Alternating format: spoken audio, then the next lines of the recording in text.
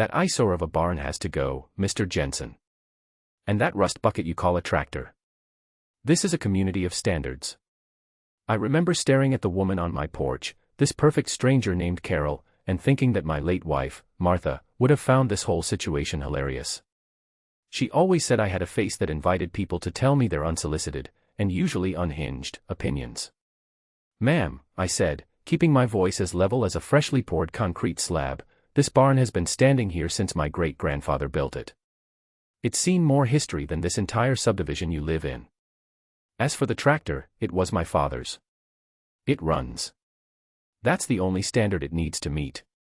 Carol puffed up like a toad in a puddle. She was the self-appointed president of the newly formed Oak Creek Estates Homeowners Association, a title she wielded like a scepter.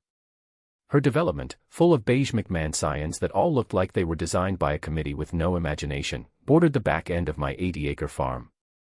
A farm that had been in my family for over a century. I had moved back here after Martha passed, seeking the quiet hum of the land, a place to mend the cracks in my own foundation. I was a structural engineer by trade, a man who spent 40 years ensuring skyscrapers didn't fall down. I understood rules, physics, and the unyielding laws of stress and strain. I had little patience for the arbitrary, nonsensical rules of people like Carol. "The bylaws are clear," she snapped, waving a sheaf of papers that looked freshly printed. "All properties within the designated zone must adhere to community aesthetic standards. Your property is an agricultural blight." I almost laughed. This blight was here long before your zone existed. My property is not, nor will it ever be, part of your HOA. You can check the county records. The deed is as solid as the bedrock this house is built on. She gave a dismissive sniff. "We'll see about that." That was the first shot fired in a war I never wanted. For a few weeks, it was just petty harassment. Letters taped to my fence post, printed in an aggressive font, detailing fines for things like unmown pasture grass and visible farm equipment. I used them to start the fire in my wood stove. I was a man who craved peace, a man who just wanted to listen to the wind in the oaks and watch my small herd of Hereford bulls graze in the fields. I wasn't looking for a fight. But Carol, it seemed, was looking for nothing else. The inciting incident, the one that shifted the tectonic plates of my quiet retirement, wasn't a letter. It was a 40-foot, six-wheeled monstrosity of a recreational vehicle. One morning, I walked out with my coffee to check on my bulls in the far pasture, the one that ran along the edge of her precious Oak Creek Estates, and there it was. A brand new, gleaming white RV, parked right in the middle of my hayfield as if it were a designated campsite. I walked the fence line, my coffee growing cold in my hand. Through the tinted windows, I could see Carol and her husband, a man who always looked like a hostage blinking out a Morse code plea for help, setting up camping chairs. I unlatched my gate and walked across the field. The grass was already crushed beneath the massive tires. "Carol," I said, my voice dangerously calm. "What is this?" She beamed, a triumphant, predatory smile. "Isn't it lovely? We decided to take a little staycation. And this spot has the best view." I felt a low-frequency hum of anger start deep in my chest. It felt like the kind of vibration you get right before a structure fails. "This is my pasture. You're on my private property." "Actually," she said, tapping a finger on her copy of the HOA bylaws, which she seemed to carry everywhere, "this area has been redesignated as Community Recreational Green Space. It's in the new addendum. You were notified." The notification had been another one of her letters, which I'd assumed was another fake fine for my mailbox having a slight lean. I hadn't even opened it. "You can't redesignate my land, Carol. That's not how property law works. This is theft. It's called trespassing, and it's illegal." I pointed back toward the road. "Move it. Now." Her smile tightened. It was a look of pure, unadulterated entitlement. "I don't think so, Frank. This is our space now. You'll just have to get used to it.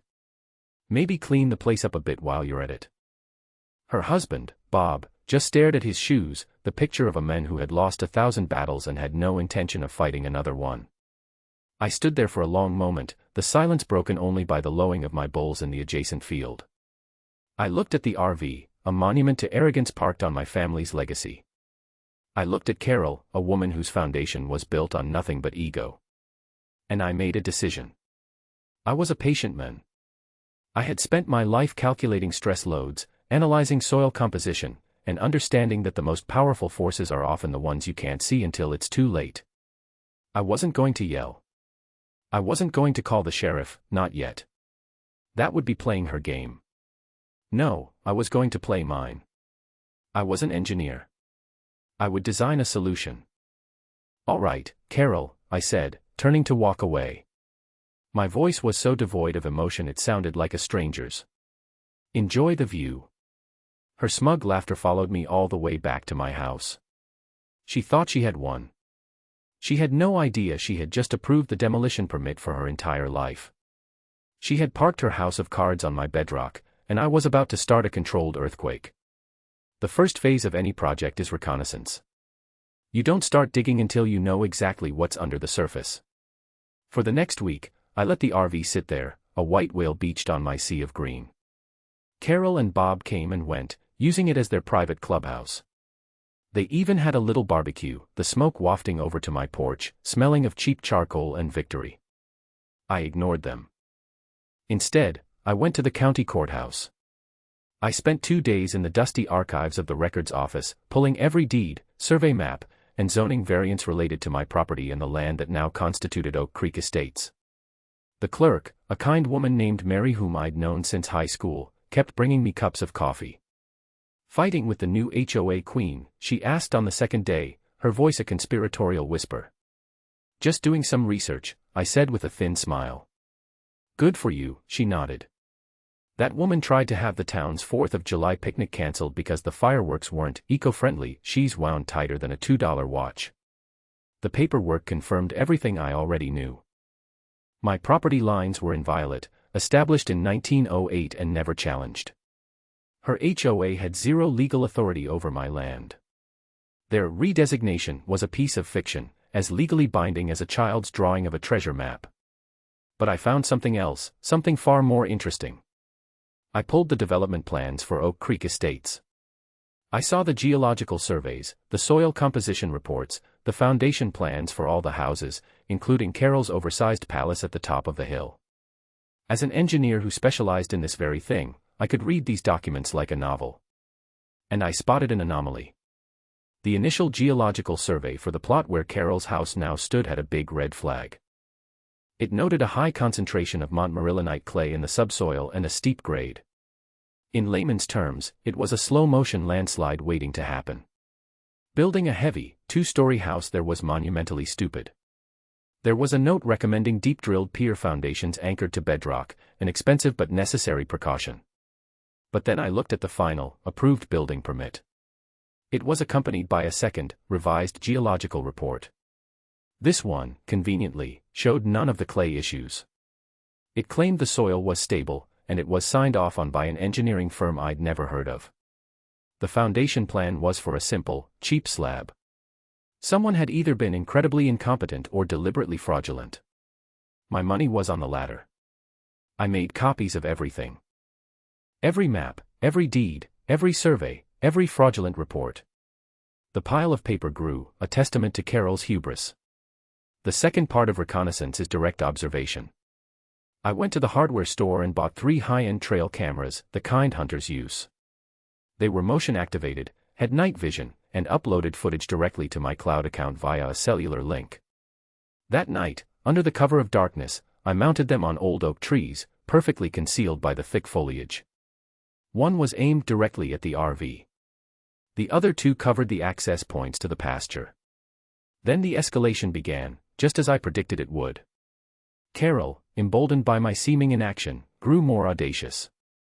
She started inviting her friends over for Pasture parties. They'd park their luxury sedans next to my fence and traipse across my field. One of them let their little designer dog off its leash, and it immediately started yapping at my bulls through the fence that separated the pastures. That was a line. My bulls, Zeus, Apollo, and Hades, were gentle giants to me, but they were still half-ton animals. A yapping dog was a stressor, and a stressed bull is a dangerous bull. I walked out and calmly told the owner to leash her animal. Carol intercepted me. "Don't you speak to my guests that way." This is a community space. Your livestock is a nuisance. They are a nuisance on their own property, I said flatly. Your dog is harassing them. Leash it, or I'll call animal control. The threat worked, but the damage was done. The next day, a letter from Carol's HOA appointed lawyer arrived. It was a cease and desist order, demanding I remove my dangerous and improperly contained animals from the vicinity of the community recreational green space. It was absurd. It was laughable. It was also the turning point. Harass me, I can take it. Try to steal my land, I'll fight you. But threaten my animals. Threaten the living legacy of my family's farm. That was a declaration of total war. My desire for a quiet life was officially superseded by a cold, calculated need for justice. The time for passive observation was over. It was time to start construction. My plan was simple, elegant, and relied on the fundamental principles of engineering and law. I called it Project Bedrock. The goal was not just to evict Carol, but to dismantle her illegal empire and salt the earth where it stood so nothing like it could ever grow there again. Phase 1 was containment. I went to a local steel supplier and purchased 24-inch diameter, quarter-inch thick steel pipes, each 10 feet long. I also ordered a pallet of high-strength concrete mix. Back at my workshop, I welded thick steel plates onto the bottom of each pipe to act as anchors. The next morning, I fired up my father's old tractor. The one Carol called a rust bucket. It coughed to life with a plume of blue smoke and a reassuring rumble. Attached to the back was a post-hole auger. I drove it out to the pasture, the one currently occupied by the RV. Carol and Bob were sitting outside in their chairs, sipping mimosas. They watched me with amused curiosity as I began to drill. I started at one corner of the pasture, precisely on my property line as confirmed by the county survey. The auger bit deep into the earth, churning up rich, black soil. I drilled a hole 8 feet deep. Then, using the tractor's front-end loader, I lifted one of the steel pipes and sank it into the hole. I repeated the process every 10 feet, following the property line exactly.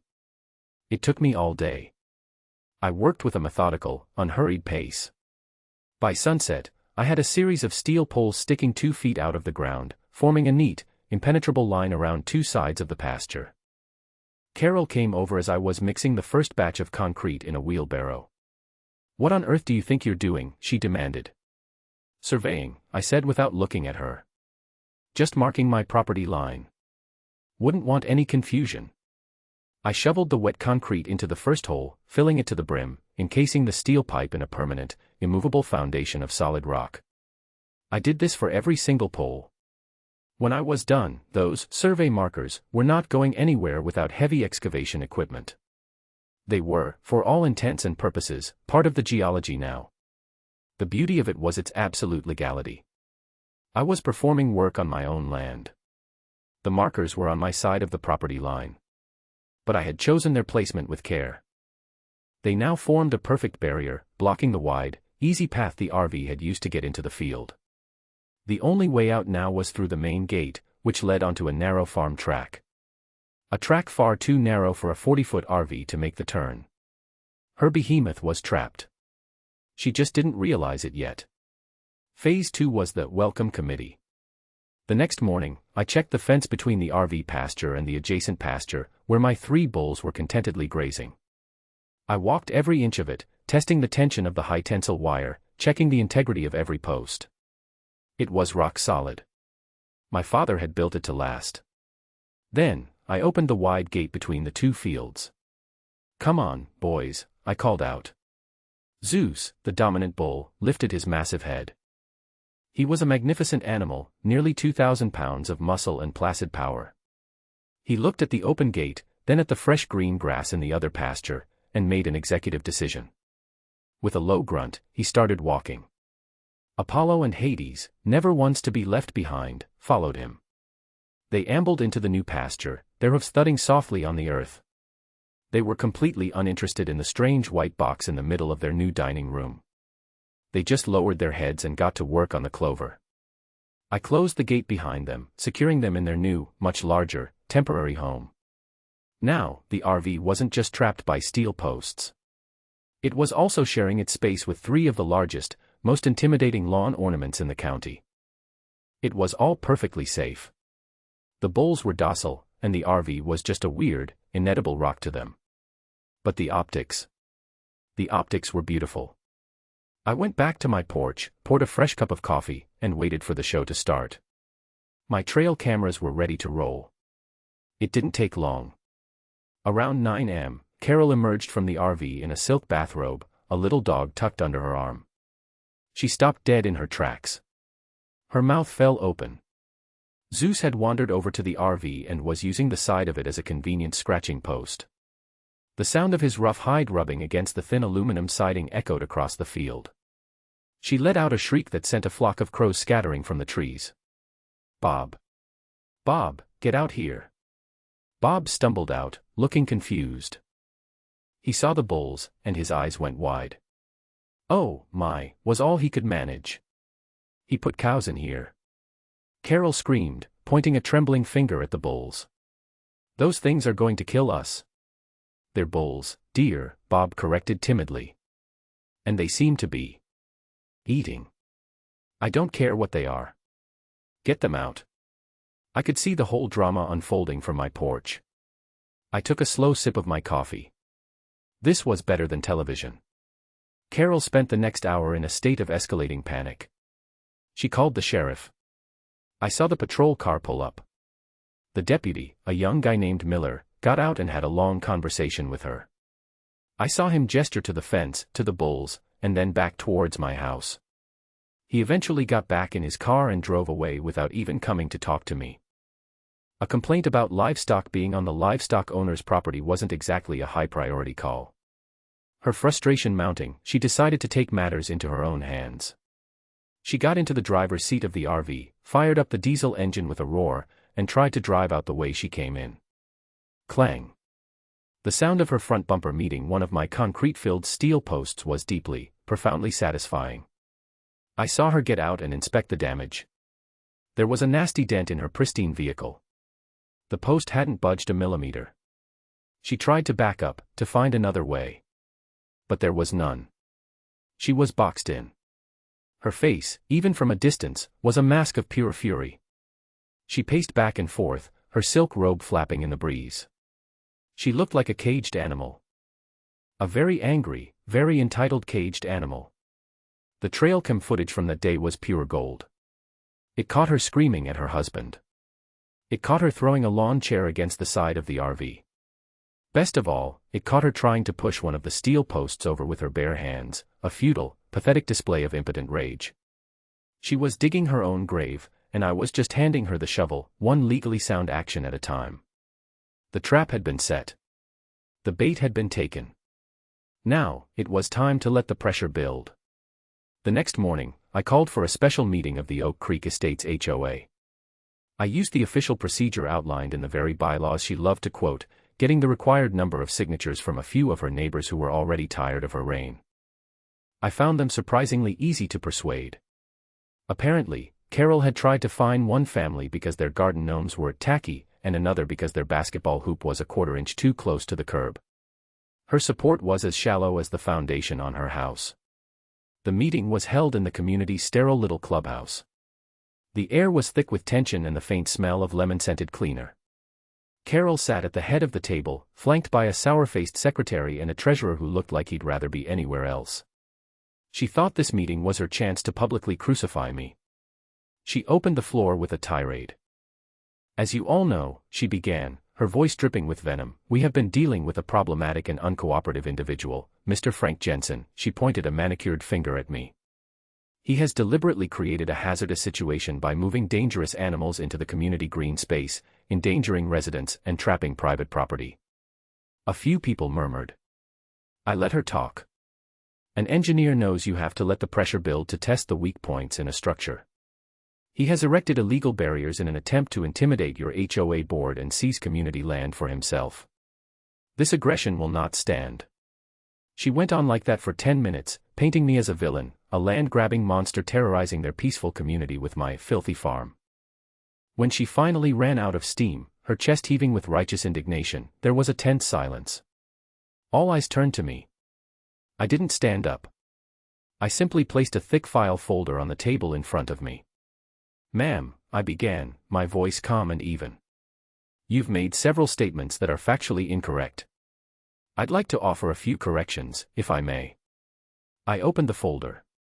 First, let's address the community green space, according to the official plat map filed with Montgomery County on April 12, 1908, and reaffirmed in every subsequent survey, including the one filed for the establishment of Oak Creek Estates. The parcel of land in question is designated as Lot 7, Block 4, and is the private property of the Jensen Family Trust. It has never been community land. I slid a copy of the official survey across the table. Here is the certified survey map. As you can see, the property line is clearly marked. The land your RV is currently occupying belongs to me. It always has. A ripple of whispers went through the room. Carol's face paled slightly. That's a forgery," she sputtered. "It's a certified copy from the county clerk's office, stamped and sealed this Tuesday," I replied smoothly. "You're welcome to verify it yourself." Which brings me to my next point. Since your vehicle is on my private property without my permission, it is, by legal definition, trespassing. I let that sink in. As for the dangerous animals, I continued, my bulls are on my property, behind a fence that meets all state and county regulations for containing livestock. They pose no threat to anyone who does not illegally enter their enclosure. I then addressed the illegal barriers. Those are not barriers. They are survey markers, placed precisely on my property line to prevent any future confusion about its location. I am perfectly within my rights to mark the boundaries of my own land. I looked around the room, meeting the eyes of her neighbors. So, to summarize, Carol has illegally parked her vehicle on my private land, is refusing to move it, and is now demanding that I remove my livestock from my own pasture to accommodate her illegal trespass. The only person breaking any laws here is the president of your HOA. The silence in the room was deafening. Carol's face had gone from pale to a blotchy, furious red. The foundation of her authority was cracking right before her eyes. "This is ridiculous," she shrieked, slamming her hand on the table. "He's a liar. He's trying to trick you all. I have the bylaws." "Your bylaws have no jurisdiction over my property, Carol," I said, my voice dropping to a low, serious tone. "They are meaningless pieces of paper. What isn't meaningless is a county-certified deed. You have parked a 30,000-pound vehicle on my hayfield, damaging my crop. You have harassed my animals. And you have slandered me in a public forum. I suggest you think very, very carefully about your next move." I closed my folder and stood up. The RV needs to be off my property within 24 hours.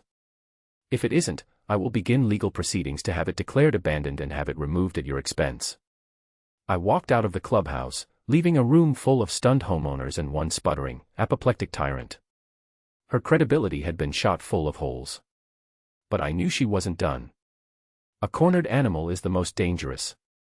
Her rage would make her sloppy, and I was counting on it. The first trap had sprung, but the final, most important one, was yet to be set. Carol's reaction was exactly what I had engineered it to be, a complete, unhinged overreaction. Instead of cutting her losses, she quadrupled down. The very next morning, I was served with a lawsuit. It was a masterpiece of legal fiction, a rambling, hysterical document accusing me of everything from animal cruelty and illegal imprisonment to intentional infliction of emotional distress. She was seeking damages for the devaluation of her RV, which was now, according to the suit, covered in bovine filth, and for the mental anguish caused by being terrorized by vicious beasts. It was a frivolous, vexatious lawsuit designed to bury me in legal fees. It was a classic bully tactic. But she was suing a man who had spent 40 years reading technical documents and contracts. I read every word of that lawsuit with the same detached focus I'd used to analyze a faulty blueprint. And I smiled. It was riddled with errors, exaggerations, and outright lies, all easily disprovable. But she didn't stop there. She launched a full-scale smear campaign. Flyers appeared on mailboxes throughout the neighborhood, featuring a grainy, zoomed-in picture of Zeus's face, with the headline, "Danger in Your Backyard. Is your family safe from Frank Jensen's raging bulls?" She posted on the community Facebook page, spinning a wild tale about how I was a recluse who threatened her with violence. She even called the state engineering board and filed a formal complaint, claiming I was structurally unsound as a person and that my license should be revoked. This was the personal attack I had been waiting for. It was vicious. It was low. And it was going to be her undoing. She was so focused on her frontal assault that she never saw the charges I was planting at the base of her support columns. While she was busy playing the victim, I was quietly gathering the last pieces of my puzzle. I reached out to a man named Dave, a local contractor I'd known for years. I remembered him mentioning he had done some of the initial excavation work for the Oak Creek Estates development. I met him for coffee at a local diner. "Dave," I said, getting straight to the point. "I need to ask you about Carol's house. The big one on the hill." Dave rolled his eyes and took a long sip of his coffee. "That woman," he sighed. "Nightmare client. Argued about every line item on the invoice. Still owes me for the final grading work." I was looking at the geological reports for her lot, I said, sliding a copy of the 2 different surveys across the table. The first one recommended deep piers. The final one said a simple slab was fine. "Do you remember anything about that?" Dave's eyes narrowed as he looked at the documents. He pointed to the signature on the second, fraudulent report. "Brenner Engineering. Never heard of M. But I can tell you this for sure. When we dug that foundation, the soil was junk. All clay and shale. Slippery as heck." I told her and her builder they were crazy to put a slab on that slope. The builder just shrugged and said, the engineer signed off on it, he wanted to get paid and get out. Then Dave leaned in closer. "And here's the kicker. About 6 months after they moved in, I got a call from her husband, Bob. He was in a panic. Said they had cracks opening up in the drywall and their back patio was slanting. He paid me cash under the table to pump some grout under the slab to try and shore it up. He begged me not to tell Carol. Said she'd go ballistic if she knew the house had problems." Bingo. This was more than just a smoking gun, it was a signed confession with video evidence. She had knowingly built on unstable land, likely using a fraudulent report to get it past the inspectors and save a fortune on foundation work, and then had actively concealed the structural failures. But I needed one more thing. The whistleblower. And I had a feeling I knew exactly who it was going to be. I found Bob in his yard, miserably trimming a perfectly manicured hedge into submission. He looked up as I approached, his eyes wide with fear, as if expecting me to release a bull into his petunias. "Bob," I said gently. "We need to talk." I didn't threaten him. I didn't raise my voice. I just laid out the facts. I told him about the fraudulent geological survey. I told him I knew about the cracks, about the sinking patio, about the cash payment to Dave. I explained, in calm, engineering terms, what was happening to his house. I described the principles of soil mechanics, of hydrostatic pressure, of the slow, inexorable pull of gravity on a structure with a failed foundation built on a clay slip plane. "Your house is sliding, Bob," I said quietly. "It might be an inch a year, it might be a foot. But it's moving. And one day, after a heavy rain, it's going to fail in a catastrophic way. You and Carol are living on a time bomb." He sagged against the hedge, the shears hanging limp in his hand. The color drained from his face. He knew I was telling the truth. She handled all the paperwork with the builder," he stammered. "She said the first engineering report was just trying to upsell us and she found a more reasonable firm." "Bob, that more reasonable firm doesn't seem to exist," I said. "And the signature on that report looks a lot like Carol's. Forgery, on top of fraud, is a serious crime. And when that house comes down, the insurance won't pay out a dime because of the fraudulent construction permit. You'll lose everything." I let him process that. I could see the years of silent frustration, of being bulldozed by his wife's relentless ambition, warring with his fear. "There's more, isn't there?" I asked. "The HOA finances. She runs them like her personal piggy bank, doesn't she?" He finally broke. The story came tumbling out. How Carol had been using the HOA account to pay for personal expenses, landscaping for their own yard, the new patio furniture, even the down payment on that absurd RV. She'd been covering her tracks with fake invoices from a shell company she'd set up. It was embezzlement, plain and simple. He was terrified of being implicated. I have copies of the bank statements, he whispered, his voice cracking. She keeps them in a file in her home office. I can get them for you. You'd be doing the right thing, Bob, I told him. For yourself, and for all the neighbors she's been fleecing. That evening, a plain manila envelope appeared in my mailbox. Inside were the bank statements, the fake invoices, and a handwritten confession from Bob detailing everything he knew. The final charges were now set. With the evidence of felony fraud, forgery, and embezzlement in hand, I didn't go to the local sheriff. I packaged everything neatly, the property deeds, the competing geological surveys, my own professional analysis of the structural risks, Dave the contractor's sworn affidavit, and Bob's confession with the incriminating financial records. I created a timeline, cross-referenced every document, and wrote a clear, concise summary. It was the kind of report I would have prepared for a major structural investigation. Then I drove 2 hours to the state capitol and hand-delivered 2 copies. One to the state attorney general's office, specifically their white-collar crime division. The other went to the state's professional licensing board for engineers and geologists. I explained the situation calmly and factually to the investigators. They listened with growing interest. The man at the AG's office, a sharp-eyed investigator named Harris, looked at the file and whistled softly. "Mr. Jensen," he said, "you've done 90% of our work for us. This is comprehensive." "I believe in being thorough," I replied. "We'll be in touch," he said, a grim smile on his face. "Very soon."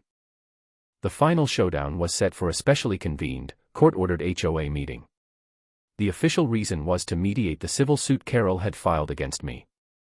The unofficial reason, as arranged by investigator Harris, was to spring the trap in the most public way possible.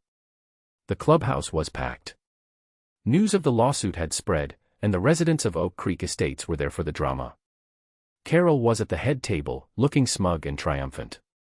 She had her lawyer with her, a slick man in a suit that was too expensive for a simple HOA dispute. She thought this was her victory lap. She thought she was about to see me humiliated and forced to pay. I sat alone at a table, my file in front of me. A few minutes after the meeting started, 2 men in conservative suits entered quietly and sat in the back. Investigator Harris and a colleague. They were just observers. Carol's lawyer started, laying out her ridiculous case. He talked about my campaign of terror and the unfathomable emotional damage his client had suffered. He presented photos of cow patties in the field as if they were evidence of a war crime. When he was finished, the mediator, a retired judge, looked at me. "Mr. Jensen, your response." I stood up and walked to the front of the room. I had set up a projector. "Ladies and gentlemen," I began, my voice echoing slightly in the quiet room. "I'm not a lawyer. I'm an engineer. I believe in facts, data, and the laws of physics. So let's look at some facts." I started my presentation. On the screen, I projected the 1908 plat map. Fact 1, the land where Mrs. King has parked her RV is, and has always been, my private property. Click. The next slide was a live feed from one of my trail cameras, showing the RV sitting in the middle of the field with my bulls grazing peacefully around it. Fact 2, Mrs. King is illegally trespassing. Her vehicle has been there for 3 weeks, despite repeated requests to remove it. Click. The next slide was a series of video clips. Carol screaming at Bob.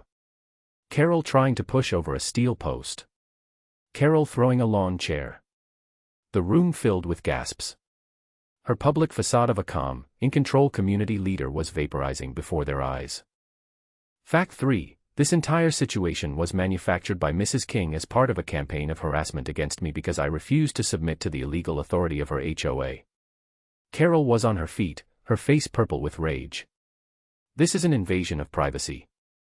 This is slander. He's a liar. Her lawyer was trying to pull her back into her seat, but she was beyond reason. "I'm not finished," I said, my voice cutting through her tirade. "Because this isn't just about a misplaced RV or some angry words. It's about a pattern of fraud and deceit that puts every single one of you at risk." Click. The next slide showed the 2 geological surveys for her property, side by side. This is the initial, legitimate survey of Mrs. King's property. Noting the dangerous soil conditions, I pointed my laser pointer at the red-flagged sections. And this is the second report. The one her building permit was based on. The state licensing board has no record of Brenner Engineering, it's a fictitious company. I then put up a close-up of the signature on the fraudulent report next to Carol's signature on an HOA document. They were identical. As a licensed structural engineer with 40 years of experience in soil mechanics, I can state with professional certainty that the house at the top of that hill is built on a fraudulent premise. It is structurally compromised and is in a state of slow, progressive failure. It's not a matter of if it will suffer a catastrophic collapse, but when. The room was in an uproar. People were turning to look up the hill toward Carol's house, their faces a mixture of fear and anger. "She put us all in danger," someone shouted. But I still had my ace. "And finally," I said, my voice dropping. "There's the matter of the HOA's finances." Click. On the screen appeared the HOA bank statements, with withdrawals highlighted in red. Next to them were the fake invoices from Carol's shell company. "For the past 2 years, Mrs. King has been systematically embezzling your HOA dues to fund her personal lifestyle. Landscaping, vacations. Even the RV that's currently parked on my property was paid for, in part, with your money." That was it. The final support column gave way. The entire structure of her lies and authority collapsed into dust. Carol let out a primal scream of rage and denial. "Lies. It's all lies.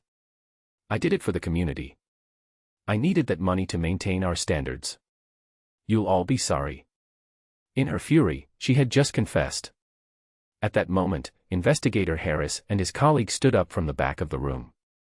They walked calmly to the front, flashing their badges. "Carol King," Harris said, his voice calm but unyielding. "You are under arrest for felony embezzlement, wire fraud, and forgery." The sight of the handcuffs clicking onto her wrists was something I will never forget. Her face crumpled, the rage replaced by a sudden, shocking understanding of her absolute defeat. The public meltdown was complete. Bob was sitting in the corner, weeping silently, a man finally liberated from his captor. As they led her out of the clubhouse, she twisted around and locked eyes with me. Her face was a contorted mask of hatred. "You'll regret this, old man," she shrieked, her voice echoing in the stunned silence. "I'll own that farm. I'll see you ruined." It was her final, impotent threat. A last gust of wind from a hurricane that had already blown itself out. I just stood there, calm and still, watching as the consequences of her own actions finally caught up with her. The project was complete. The demolition was a success. The aftermath was swift and decisive. The community, liberated from its tyrant, dissolved the Oak Creek Estates HOA within a week. The neighbors, one by one, came to my porch to apologize. They brought pies and bottles of wine, their gestures a quiet admission that they had stood by while a bully ran rampant. I accepted their apologies without malice. I hadn't done it for them, but their gratitude was a welcome postscript.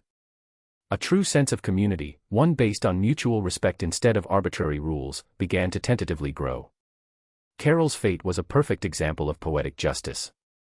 Faced with the mountain of evidence I had compiled, she took a plea deal. She was convicted on multiple felony counts and sentenced to 5 years in state prison. Her house, the monument to her ego, was condemned by the county. The structural report I had authored was confirmed by state inspectors, who deemed it uninhabitable and a clear and present danger to the properties downhill from it. It was seized as part of the financial restitution she was ordered to pay back to the homeowners she had defrauded. It sits there still, empty and silent, a modern-day ruin with yellow condemnation tape across the doors. Her husband, Bob, divorced her before the sentencing, gave a full deposition against her, and moved to another state to start over. And the RV. After the required legal period had passed, I had it legally declared abandoned property. I hired a heavy-duty towing company, the kind they use for semi-truck wrecks, to drag it out of my pasture. It couldn't make the turn onto the farm track, so they had to lift it with a crane over my beautiful new survey markers. The process completely destroyed the undercarriage. I had it towed directly to a scrapyard, where it was crushed into a cube of metal and plastic. I sent the towing bill and a photograph of the resulting cube to her at the correctional facility. I never received a reply. I spent the next few weeks repairing the damage to my pasture, reseeding the areas crushed by the RV's weight. The bulls were happy to be back in their original field, none the wiser to the human drama they had been a part of. My life returned to the quiet rhythm I had sought when I first moved back. The legal battles were over, the phone stopped ringing, and the silence that settled over the farm was the most peaceful sound I had ever heard. Sometimes, in the evening, I sit on my porch and look out over my land. I watch the sunset paint the sky in shades of orange and purple, and I see the lights of the houses in the development next door flicker on. There are no more threatening letters, no more petty tyrants trying to legislate the height of my grass. There is just peace. I never wanted to be a hero or a fighter. I'm just an engineer, a man who understands that every structure, whether it's a skyscraper or a person's life, needs a solid foundation. Carol had built her world on lies, ego, and fraud.